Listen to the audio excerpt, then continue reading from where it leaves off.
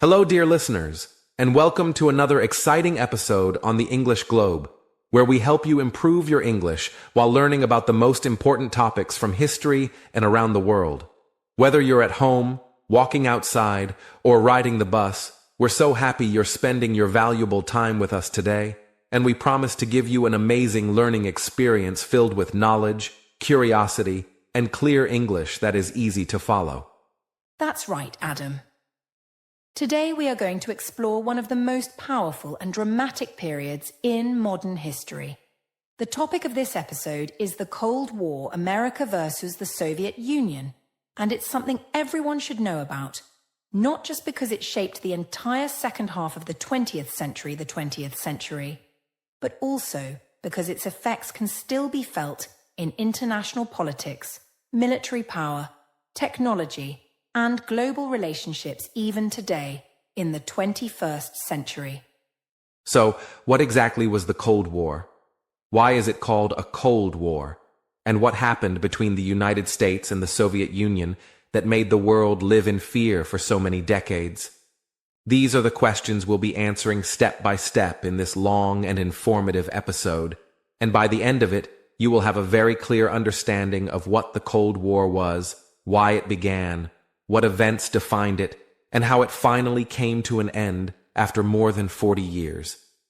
Yes, and we're not just going to give you boring facts or dates. Our goal is to take you on a journey, to help you imagine what people felt at that time, to understand the fear of nuclear war, to explore how the two superpowers, America and the Soviet Union, competed not only with weapons, but with ideas, technology, and influence over other countries across the world, from Asia to Europe to Latin America and beyond. We'll talk about spies and secrets, about missiles and diplomacy, about powerful leaders like John F. Kennedy and Mikhail Gorbachev, and about how people in 1984, both the East and West, lived under the shadow of a war that never became a real direct battle, but which was always just one wrong decision away from disaster. And through this story, you'll also learn dozens of useful English phrases and expressions in a very natural way. So, dear listeners, before we dive into this fascinating journey through the Cold War, we want to ask you for a small favor. If you're enjoying these English history podcasts, please take a second to like this video and subscribe to our YouTube channel, The English Globe. It helps us continue making more content for you, and it lets YouTube know that English learners like you are interested in history, knowledge, and improving their skills. Also, we would really love to know more about you. Please tell us in the comments, where are you listening from? Are you in Asia, Africa, Europe, or somewhere else? We love hearing from our global family of learners. And have you heard about the Cold War before? Maybe you've studied it in school, or seen it in a movie, or maybe you're hearing about it now for the first time. Share your opinion or ideas about the Cold War in the comments below. Yes, don't be shy. We read every comment, and we're always happy to learn from your thoughts and perspectives. Some of you have amazing insights, and we love it when you share your culture, your experiences, and even your questions. And who knows, maybe your comment will inspire a future episode. So again, like, subscribe, and tell us your thoughts. Now, are you ready to begin this journey? In the next section, we're going to look at how the Cold War really started. We'll go back in time to the end of World War II, when the United States and the Soviet Union were actually allies fighting against Nazi Germany. But very quickly, things changed, and those friendly allies became powerful enemies locked in a silent but dangerous battle that would last for decades. We'll talk about the key differences between these two countries, how one believed in capitalism and democracy, and the other followed communism and a one-party system. We'll also look at how these differences created suspicion, fear, and tension that spread across the world.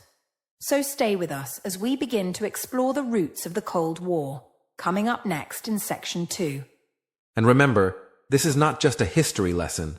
This is your English practice, your global awareness, and your personal growth all in one.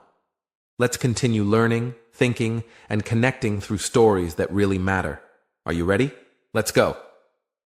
All right, dear listeners.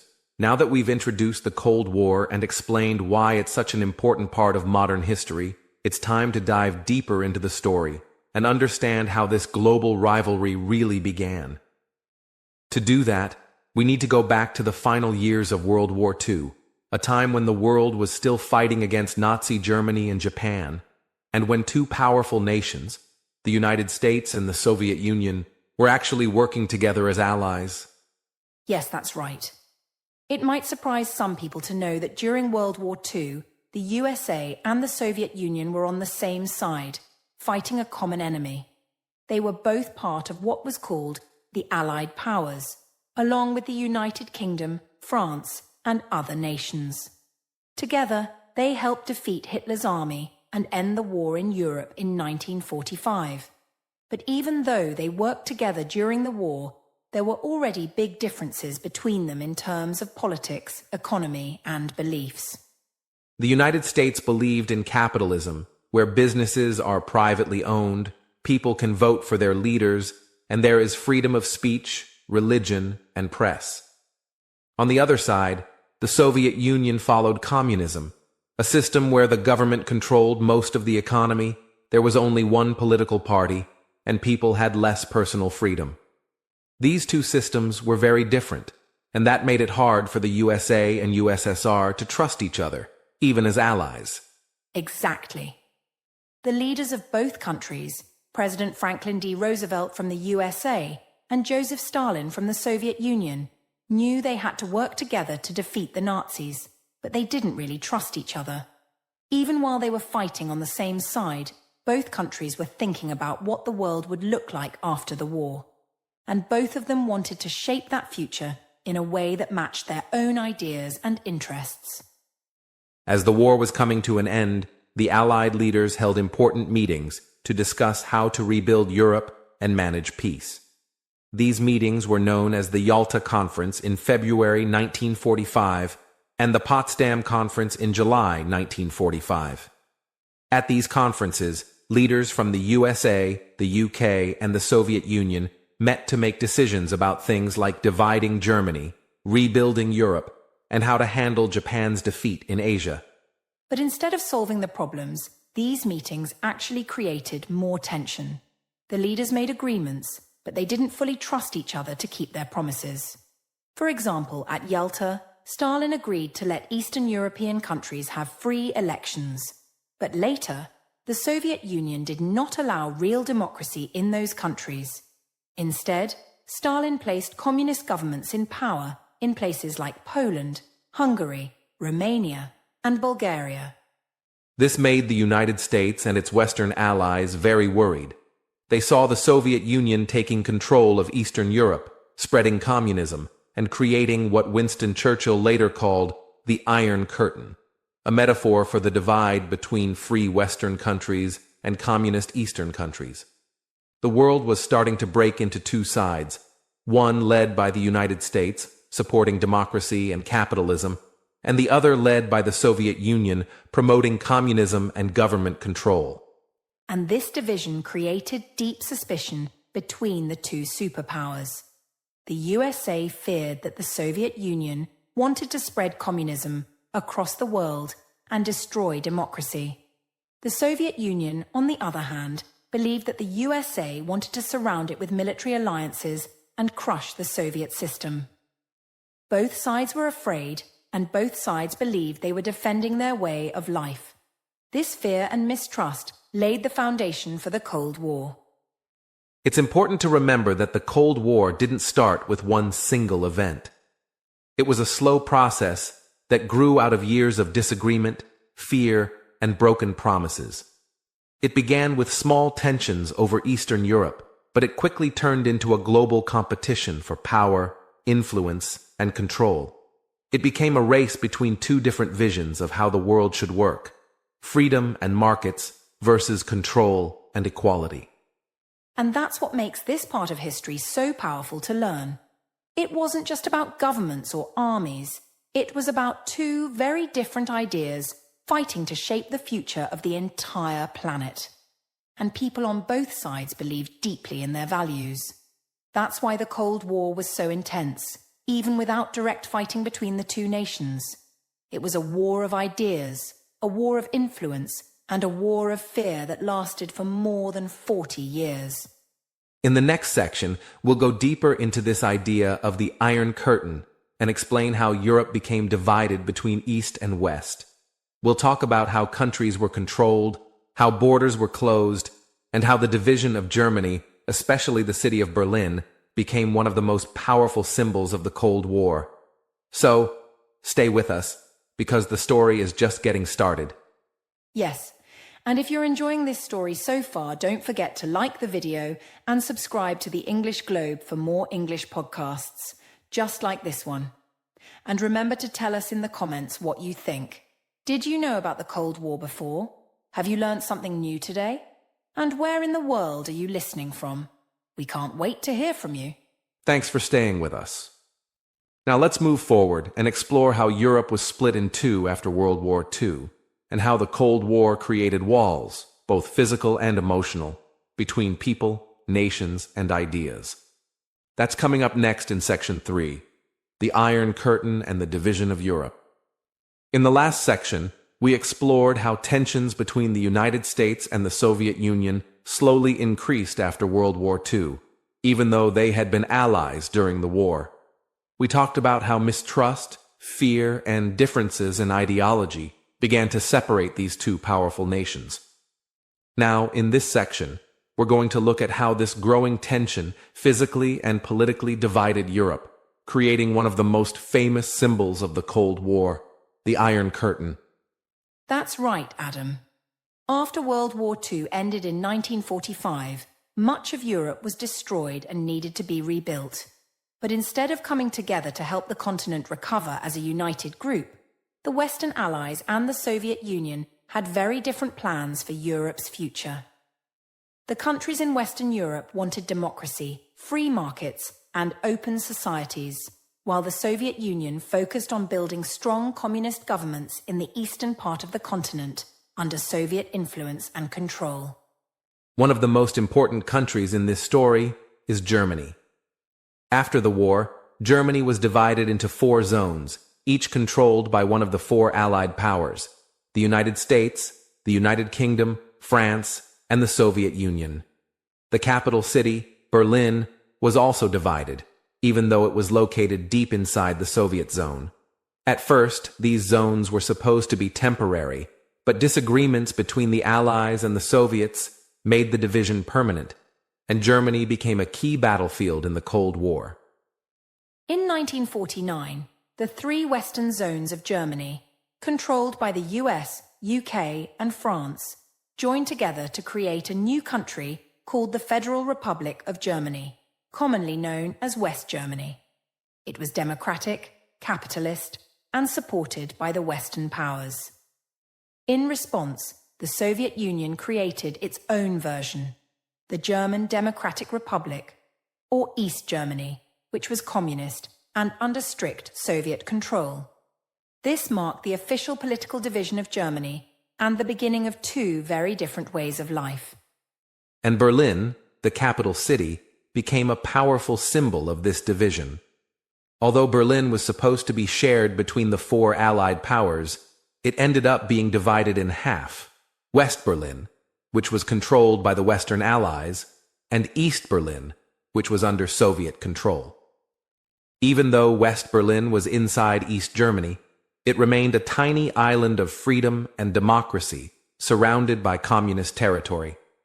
This situation made Berlin one of the most tense and dangerous places in the entire Cold War.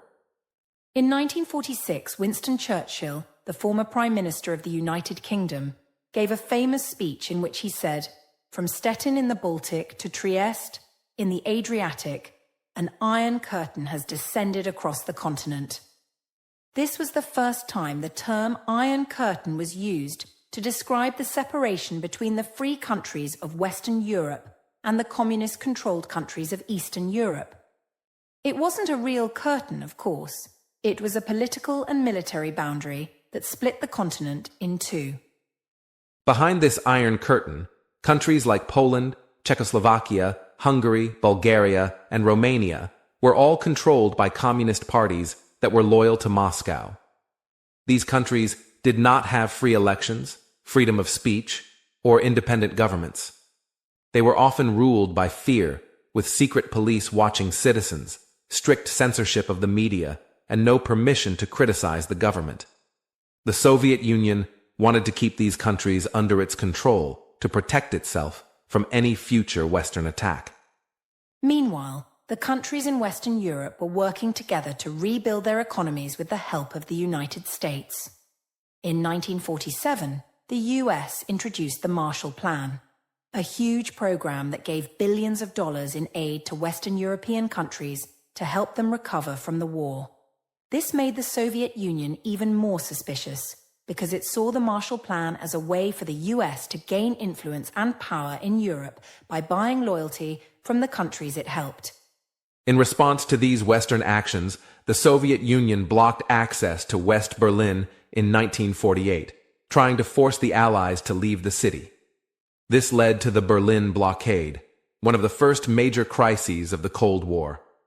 But instead of giving up, the United States and its allies organized the Berlin airlift, flying food, fuel, and supplies into West Berlin for almost a year.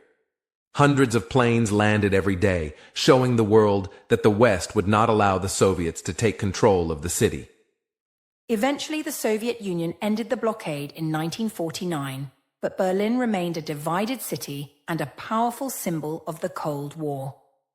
In 1961, the situation became even more dramatic when East Germany, with Soviet support, built a wall, known as the Berlin Wall, to completely seal off East Berlin from West Berlin. This wall was more than just bricks and concrete. It was a physical barrier that tore families apart, stopped people from escaping, and reminded the world that the Cold War was very real. The Berlin Wall stretched over 150 kilometers, with guard towers, barbed wire, and armed soldiers. It wasn't just to keep people out, it was to keep people in. Many East Germans wanted to leave and live in the freer, more prosperous West, but the communist government didn't allow it. Thousands of people tried to escape over the wall, and many of them were killed in the attempt. The wall became a tragic symbol of how deeply the world had been divided by fear and ideology. And it wasn't only Berlin that was affected. All across Europe, countries were divided, and families were separated by borders, fences, and ideology. In the West, people were free to vote, travel, and speak their minds. In the East, many people lived under strict government control, with limited freedom and constant surveillance. The Iron Curtain was not just a political line, it was a daily reality for millions of people, shaping their hopes, dreams, and fears. So, as you can see, dear listeners, the Cold War was not just about distant threats or political speeches. It was about real people living real lives on both sides of the divide. It was about cities split in half, children growing up behind walls, and families separated by systems they didn't choose. And while the leaders talked about missiles and alliances, ordinary people simply wanted peace, freedom, and the chance to live without fear. In the next section of this podcast, we will talk about one of the most dangerous and terrifying parts of the Cold War, the nuclear arms race. We'll explain how both sides built more and more powerful weapons, why they believed it would stop war, and how the world came closer than ever to nuclear disaster. It's a dark but important part of the story, so don't miss it. And before we go, don't forget to like this video, subscribe to the English Globe, and tell us your thoughts in the comments. Do you know someone whose life was affected by the Berlin Wall or the Cold War? Have you ever visited Berlin or studied this history in school? And of course, where are you listening from today? We love hearing from you. Thank you for being with us today. We hope this journey is helping you improve your English and expand your understanding of the world. Stay with us. There's much more to learn. As the Cold War deepened, one of the most frightening parts of the conflict was the arms race, a dangerous and expensive competition between the United States and the Soviet Union to build the largest and most powerful collection of weapons, especially nuclear weapons. This wasn't just about military strength. It was about fear, survival, and the belief that only by being stronger than the enemy could a country truly protect itself from attack or destruction.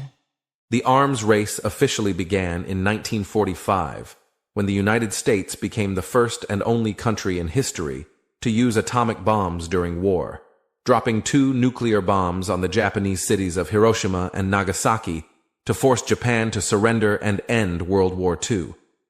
These bombings shocked the world and showed the terrifying power of nuclear weapons, with tens of thousands of people killed instantly and many more suffering from radiation for years afterward.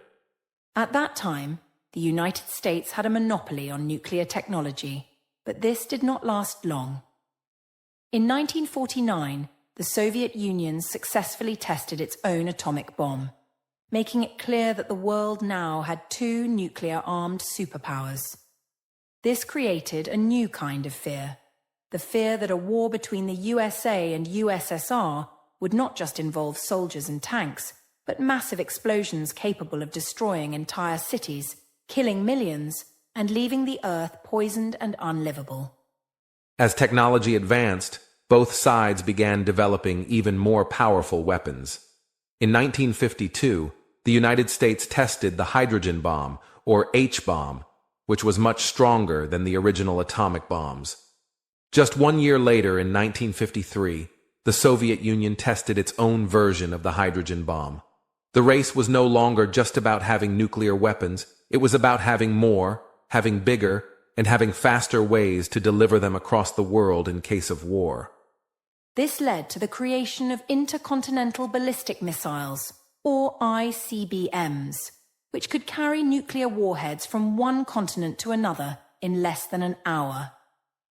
Submarines were also armed with nuclear missiles, and bombers were ready to fly at a moment's notice.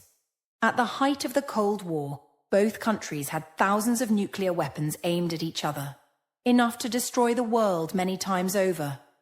This terrifying situation became known as Mutually Assured Destruction, or MAD. MAD was a strange and dangerous idea. It meant that neither side would dare to start a nuclear war, because doing so would lead to their own destruction as well. If one side launched a nuclear attack, the other side would respond with even more missiles, leading to total destruction for both. In a way, MAD prevented war by making the cost of war too high. But it also meant that the world lived under constant fear that one mistake, one false alarm, or one act of aggression could end life as we know it. This fear became very real during the Cuban Missile Crisis in 1962, one of the most dangerous moments in human history. The crisis began when the United States discovered that the Soviet Union was secretly placing nuclear missiles in Cuba, just 90 miles from the coast of Florida.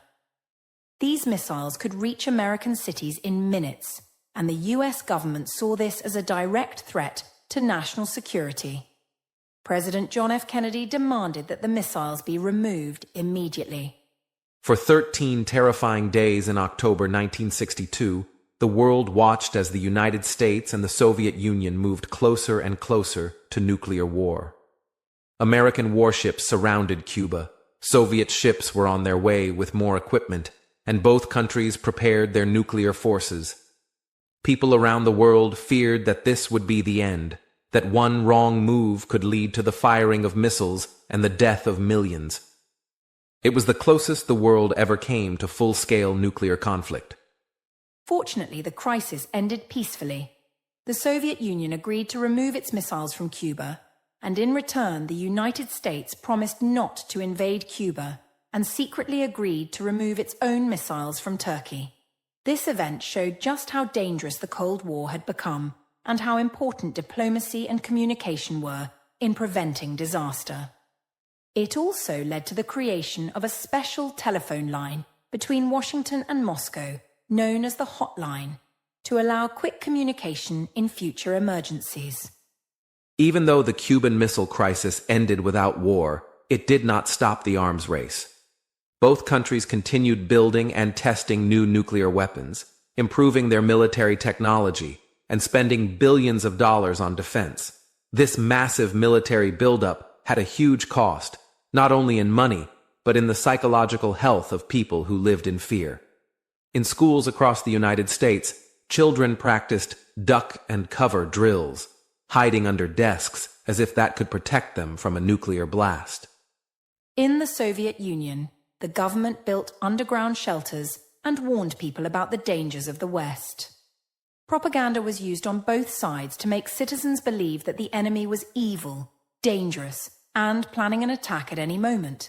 Films, posters, and speeches were designed to keep people afraid and obedient, always ready for war. This fear became part of everyday life and affected how people thought, how they lived, and even how they dreamed. But despite the fear and the buildup of weapons, there were also efforts to reduce tension. Over time, leaders from both countries began to realize that they needed to control the arms race and reduce the risk of accidental war.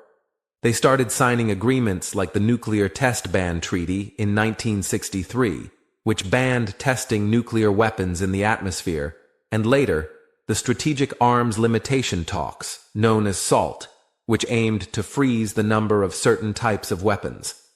These agreements were small steps, but they showed that even during the darkest moments of the Cold War, there was still hope for peace. People on both sides of the Iron Curtain wanted to live, not to die. They wanted safety, not destruction. They wanted their children to grow up in a world without mushroom clouds, radioactive fallout, or the endless fear of total war.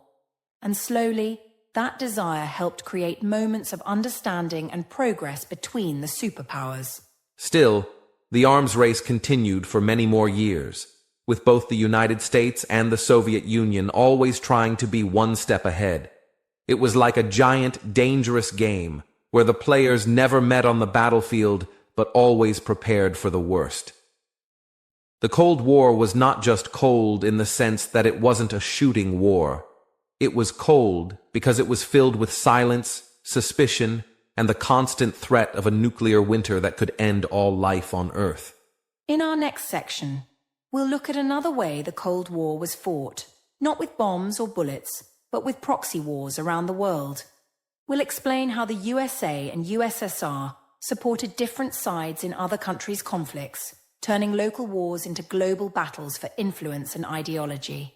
From Korea to Vietnam to Africa and Latin America, the Cold War was everywhere. So stay tuned, because this journey is far from over.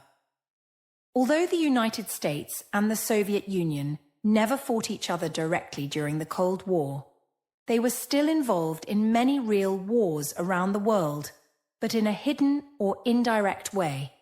These wars are known as proxy wars, which means that the two superpowers supported different sides in smaller conflicts, using money, weapons, and training to spread their influence and fight for their ideologies without officially going to war with each other. Proxy wars became one of the most common and deadly features of the Cold War. In these wars, local groups or governments would receive support from either the United States of America or the Union of Soviet Socialist Republics, depending on whether they were fighting for democracy and capitalism or for communism and socialist revolution. These battles were often long and bloody, with thousands or even millions of lives lost, and the people who suffered the most were usually not from the superpowers, but from the countries caught in the middle. One of the earliest and most important proxy wars was the Korean War, which began in 1950. After World War II, Korea had been divided into two parts. North Korea, which was supported by the Soviet Union and followed a communist system, and South Korea, which was supported by the United States and followed a capitalist democracy. In 1950, North Korea invaded the South, hoping to reunite the country under communist rule, and this led to a full-scale war. The United States, under the flag of the United Nations, sent troops to help defend South Korea, while China, with support from the Soviet Union, helped North Korea. The war lasted for 3 years and caused massive destruction. In the end, a ceasefire was declared in 1953, and the border between North and South Korea stayed almost the same. Even today, the two countries are still officially at war, and the Korean peninsula remains one of the most tense places in the world. Another major and even more controversial proxy war was the Vietnam War, which became one of the longest and most painful conflicts of the Cold War. Like Korea, Vietnam was divided into a communist North, supported by the Soviet Union and China, and a non-communist South, supported by the United States. The US government believed in something called the domino theory, the idea that if one country became communist, others in the region would follow. Because of this belief, the United States sent hundreds of thousands of soldiers to fight in Vietnam to stop the spread of communism. The war lasted from the early 1960s to 1975 and became deeply unpopular, especially in the United States, where people protested against it, calling it unnecessary and cruel. In the end, the United States withdrew its troops, and communist forces from the North took control of the whole country. Vietnam became one of the few proxy wars where the Soviet side clearly won. But the fighting didn't stop there. Proxy wars happened all over the globe, especially in Latin America, Africa, and parts of Asia. In Afghanistan, for example, the Soviet Union invaded the country in 1979 to support a communist government that was in danger of being overthrown. In response, the United States supported the Mujahideen, a group of Islamic fighters who resisted Soviet occupation. This conflict lasted for almost 10 years and was called the Soviet-Afghan War. The Soviet-Afghan War was often called the Soviet Union's Vietnam because it was long, expensive, and very difficult for the Soviet military. It drained Soviet resources, caused the death of many soldiers, and damaged the USSR's image around the world. Many historians believe that the failure in Afghanistan played a major role in the weakening and eventual collapse of the Soviet Union in the late 1980s and early 1990s. In Latin America, the United States supported anti-communist governments and rebel groups, often using secret operations run by the CIA to overthrow or weaken leftist leaders. In countries like Chile, Nicaragua, El Salvador, and Cuba, Cold War tensions were deeply felt. One of the most famous cases was Cuba, where a communist revolution led by Fidel Castro in 1959 brought the island nation into the Soviet camp, right on America's doorstep. This led to several major events, including the Bay of Pigs invasion, where the U.S. tried and failed to remove Castro, and the Cuban Missile Crisis, which we discussed earlier. In Nicaragua, the U.S. supported a group called the Contras to fight against the leftist Sandinista government. These conflicts were often very complex, with many innocent civilians caught in the middle, suffering from violence, poverty, and political instability for years. In Africa, the Cold War turned many civil wars into proxy conflicts. For example, in Angola, after gaining independence from Portugal, a civil war broke out between different groups.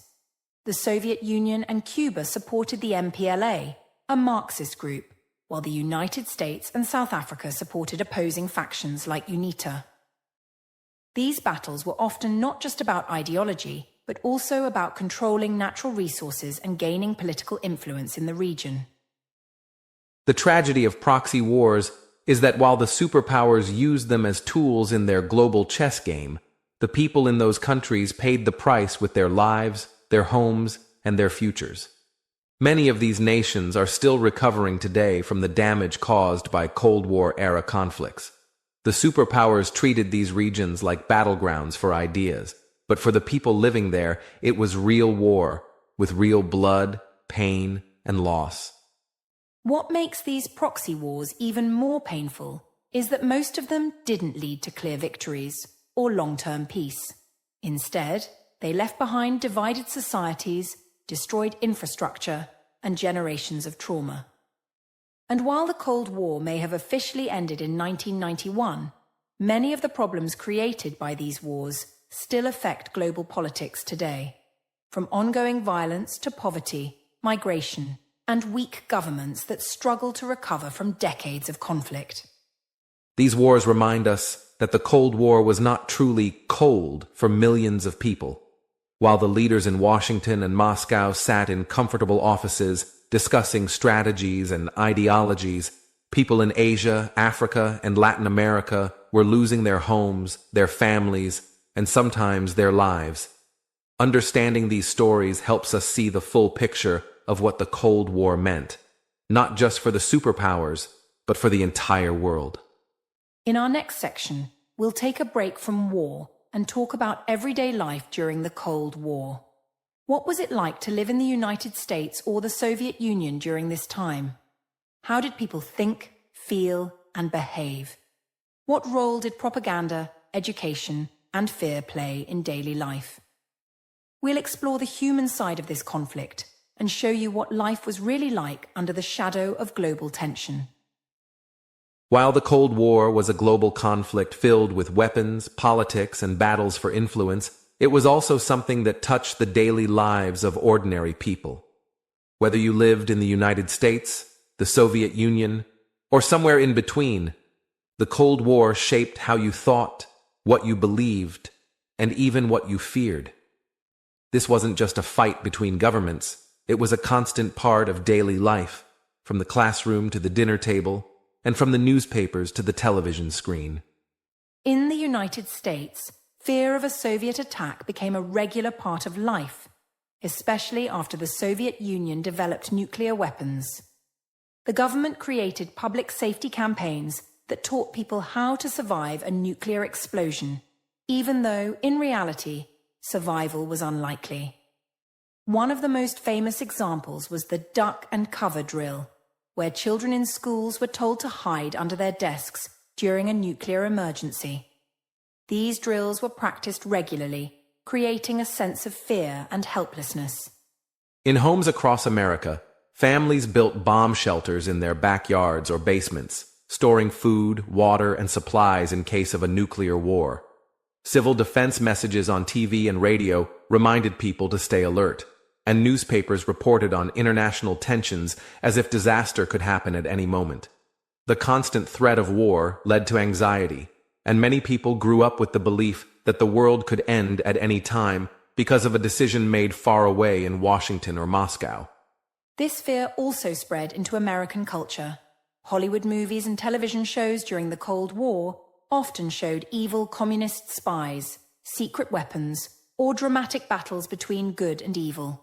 Films like Red Dawn, Dr. Strangelove, and even science fiction stories used Cold War themes to reflect the public's worry about Soviet invasion, nuclear war, or government secrecy. Popular culture became a mirror of the nation's fears, often exaggerating or simplifying the complex issues behind them. In the Soviet Union, life was also shaped by Cold War tension, but in different ways.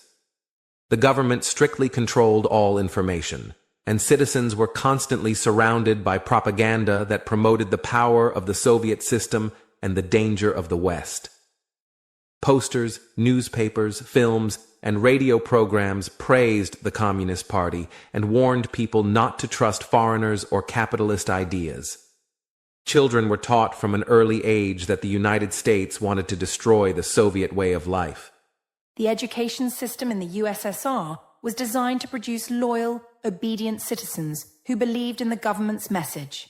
History books were rewritten to fit political goals, and people who criticized the government were punished, sometimes by being sent to prison camps or losing their jobs. Even in everyday conversations, people were careful not to speak too openly. Neighbors, co-workers, or even family members might report them to the secret police for saying the wrong thing or asking too many questions. At the same time, many Soviet citizens were proud of their achievements, especially in areas like space exploration, science, and military strength. They saw their country as a powerful force for equality and justice in the world, standing up to the capitalist West. The government promised a future where everyone would be equal, with jobs, housing, and education for all. While life could be difficult, especially with shortages of goods, many people believed they were part of a great mission. In both the United States and the Soviet Union, youth played a very important role in shaping the future. In America, young people were taught to believe in freedom, democracy, and the dangers of communism. In the USSR, young students joined organizations like the Young Pioneers, where they learned loyalty to the state and pride in being Soviet citizens. Both countries raised their children to believe they were on the right side of history and that the other side was dangerous, wrong, or evil. This way of thinking created a deep sense of us versus them.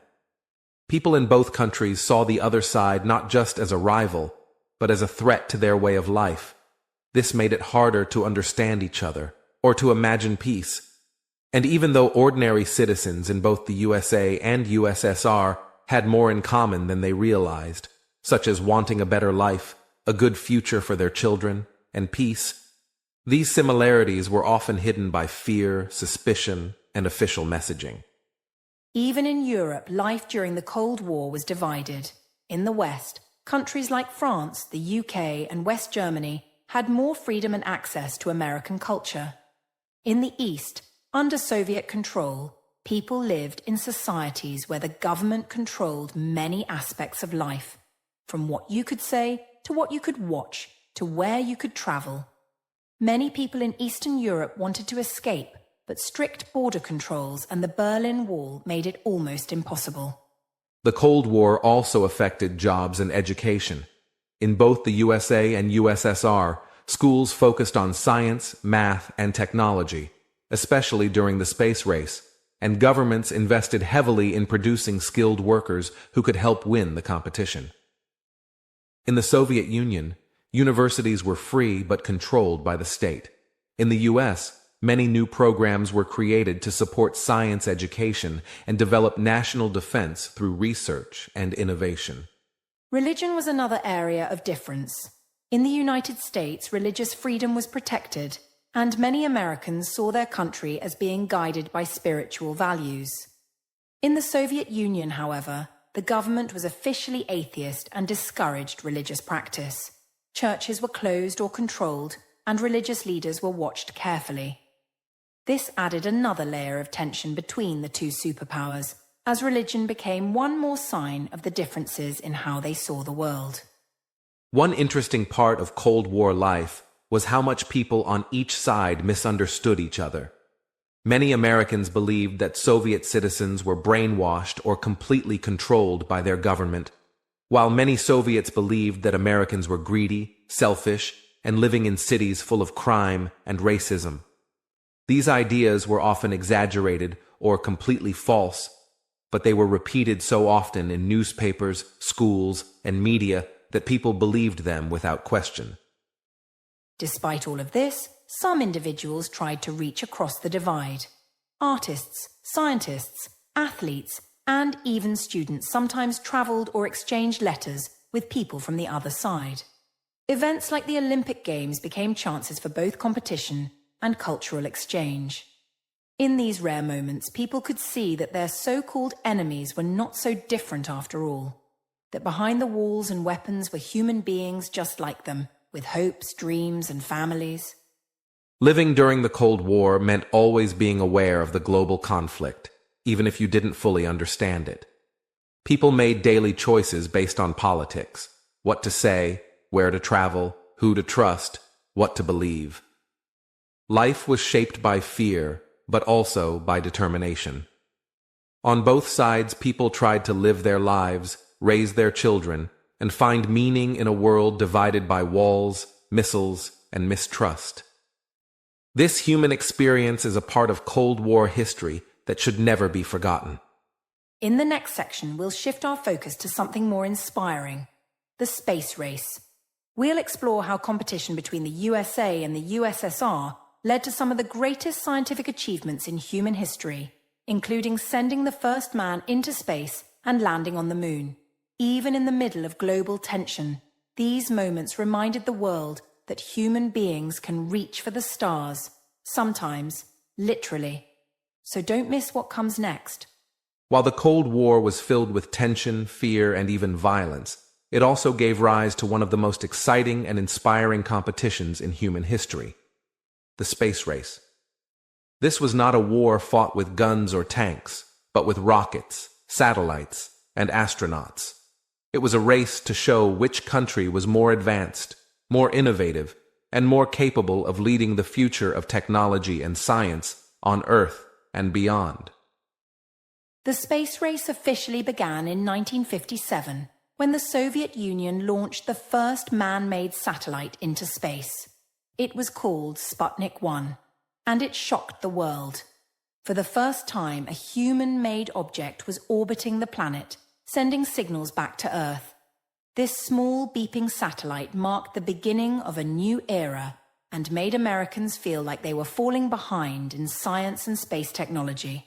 The launch of Sputnik was more than just a scientific achievement. It was a powerful political message. The Soviet Union's success with Sputnik caused fear and concern in the United States. If the USSR could launch a satellite into space, it meant they also had rockets powerful enough to carry nuclear weapons across continents. This led to a major push in the United States to invest more in education, research, and technology. Schools focused more on science and math, and the U.S. government created NASA, the National Aeronautics and Space Administration, in 1958 to lead space exploration efforts. Soon the competition reached new heights. In 1961, the Soviet Union once again made history by sending the first human into space. His name was Yuri Gagarin, and he became an international hero. Gagarin orbited the Earth once, proving that humans could survive in space and return safely. This was a huge victory for the Soviet Union and a proud moment for millions of Soviet citizens who saw their country as the leader of the future. The United States responded quickly. That same year, American astronaut Alan Shepard became the first American in space, although his flight was much shorter than Gagarin's.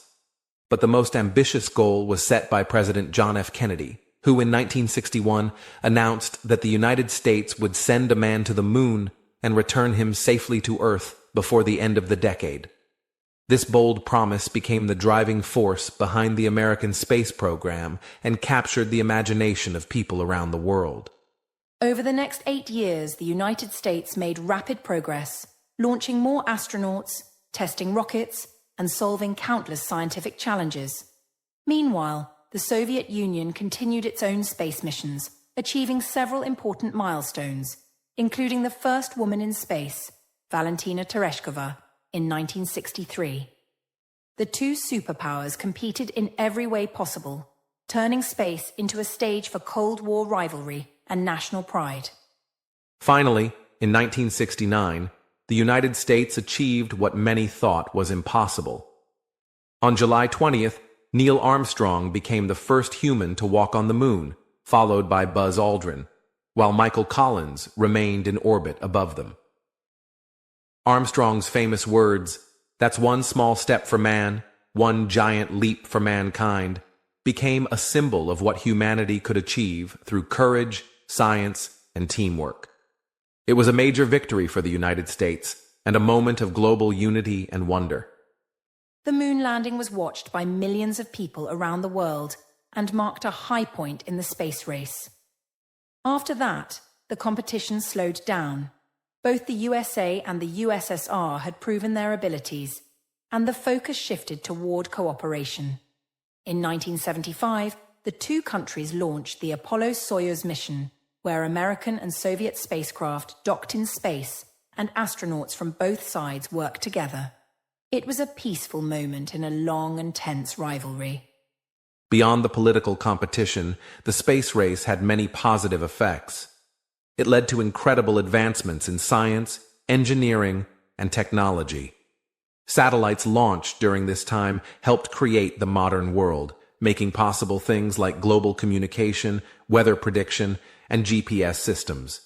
The need to solve complex problems in space pushed both nations to develop new materials, new computers, and new ways of thinking.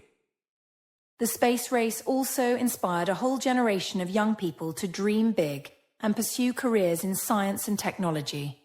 It showed that even in the middle of conflict, human beings could do amazing things.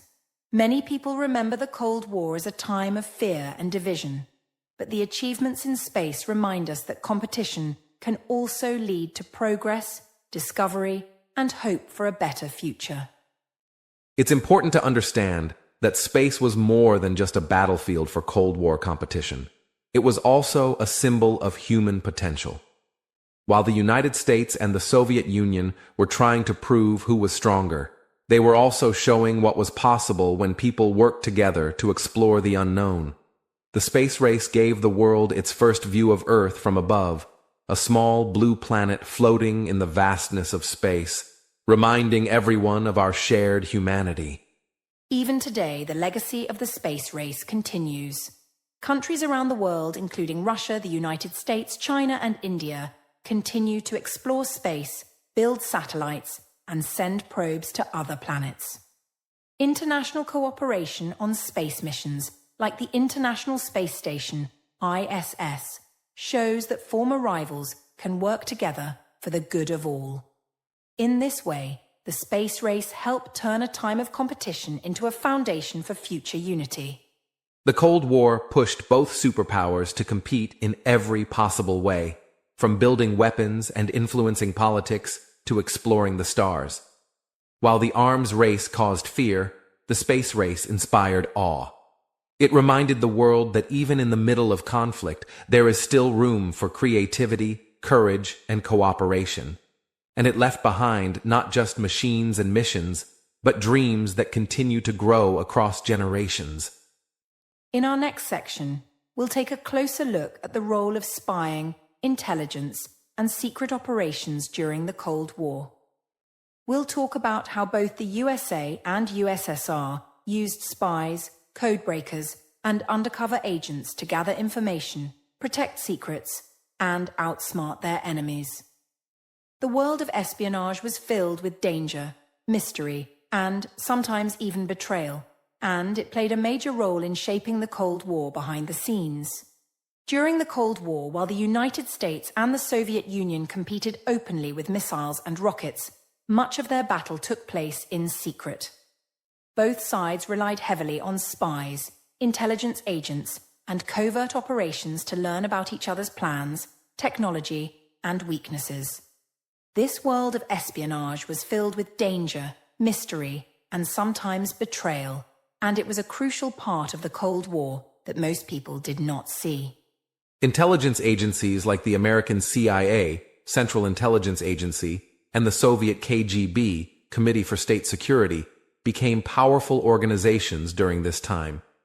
Their job was to gather information about the enemy without being discovered. Spies worked undercover in foreign countries, stealing secrets, listening to conversations, and sometimes recruiting people inside governments or military organizations to act as informants. One famous example of Cold War spying was the case of the Cambridge Five, a group of British men who secretly worked for the Soviet Union while holding important positions in the UK government and intelligence services. They passed secret information to the Soviets for many years before being discovered. This spy ring caused a major scandal and showed just how deep the secret battle between East and West could go. Both the CIA and the KGB used a wide range of techniques to collect intelligence. These included intercepting phone calls and radio messages, using hidden cameras and microphones, and deploying agents to infiltrate enemy organizations. Sometimes, they would try to sabotage the other side by spreading false information or encouraging political unrest in enemy countries. These secret missions could change the course of history without any public knowledge.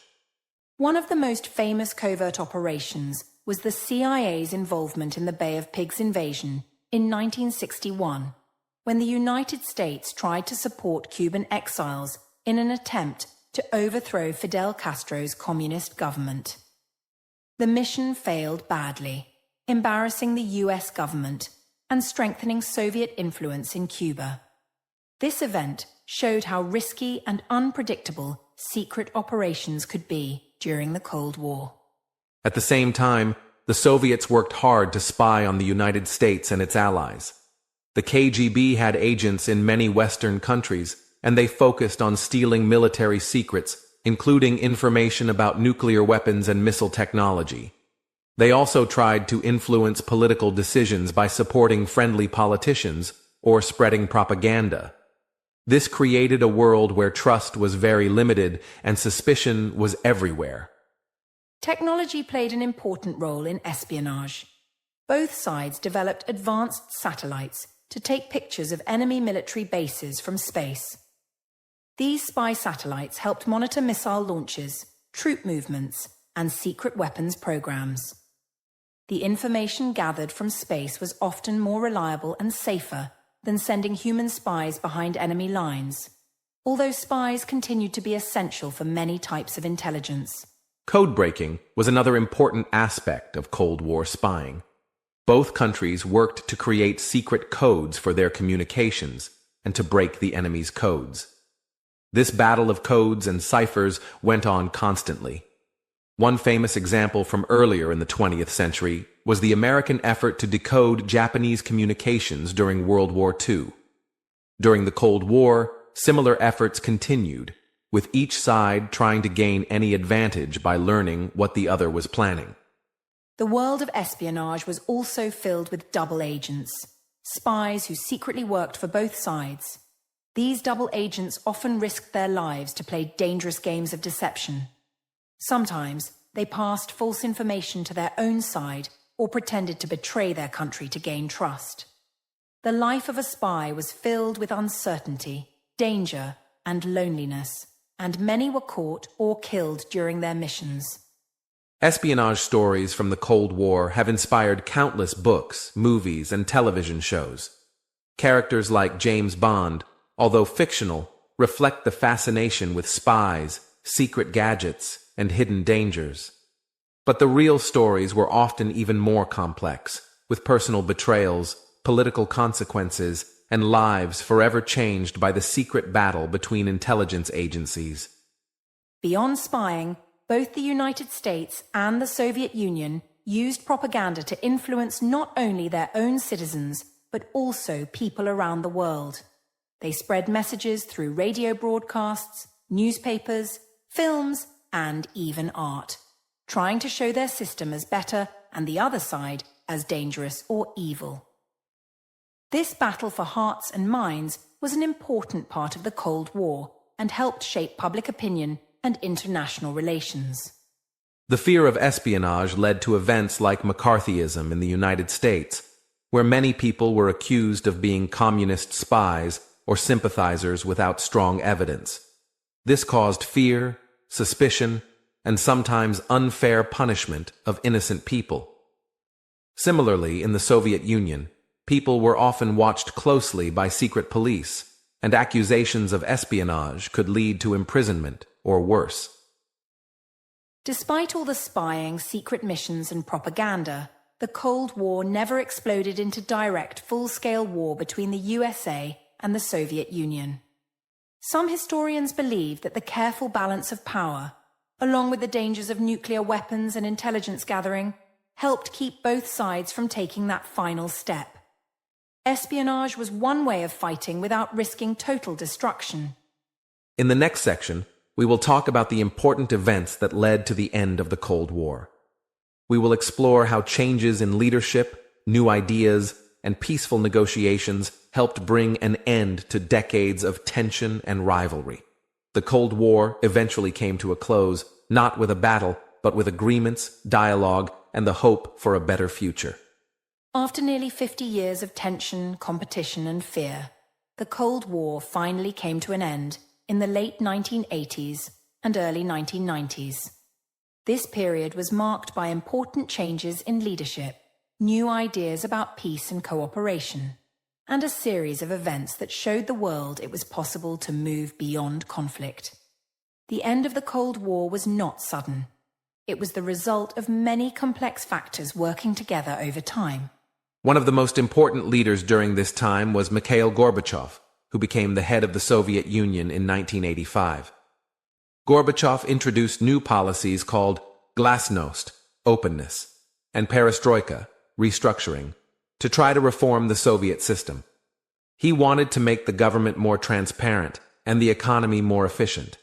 These changes helped reduce tensions with the West and opened the door to more peaceful relations.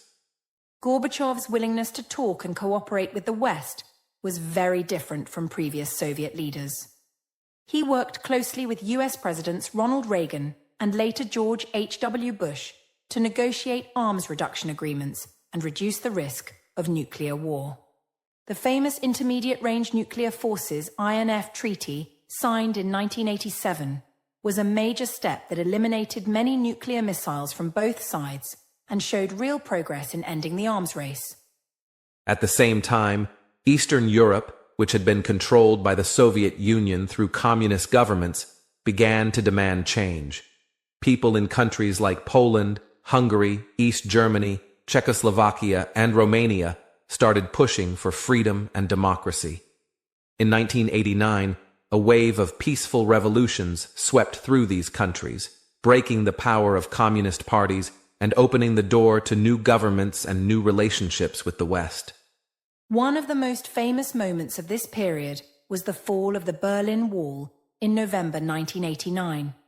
The wall had stood for nearly 30 years, dividing East and West Berlin, symbolizing the division of Europe and the Cold War itself. When the East German government announced that citizens could cross freely, thousands of people gathered to celebrate, tearing down the wall piece by piece. This event became a powerful symbol of the end of division and the hope for unity. The Soviet Union itself faced growing problems, economic difficulties, political unrest, and nationalist movements in various republics made it difficult for the central government to keep control. In 1991, several republics declared independence, and the Soviet Union officially dissolved in December of that year.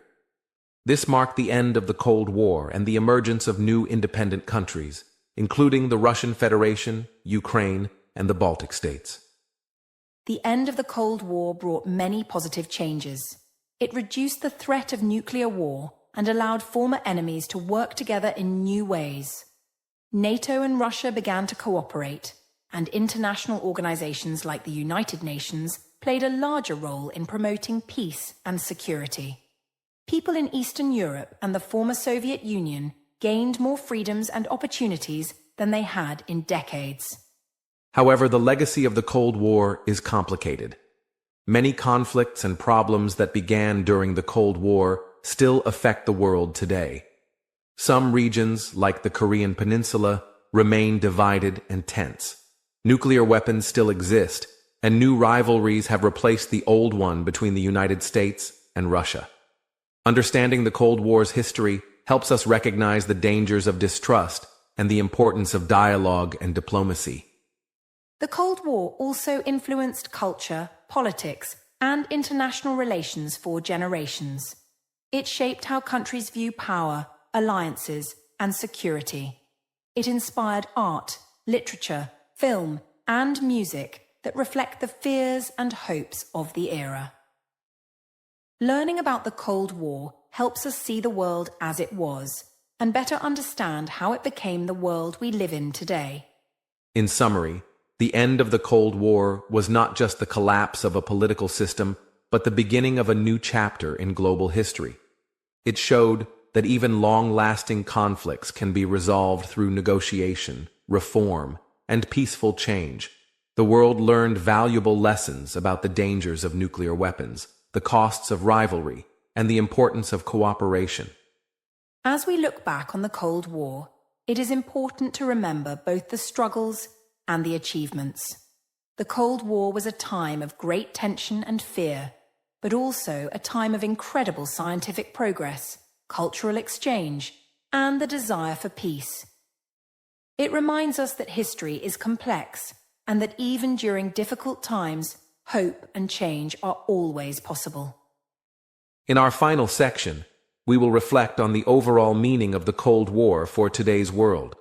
We will discuss how the lessons of the Cold War can help us understand current global challenges and how we can work toward a more peaceful future. Stay with us for the conclusion of this journey through one of the most important periods in modern history. As we reach the end of our journey through the Cold War, it is important to consider how this nearly half-century-long conflict continues to influence our world today. The Cold War was more than just a political or military struggle.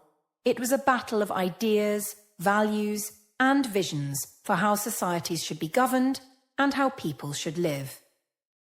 The echoes of that time still shape international relations, global security, and even daily life across many countries.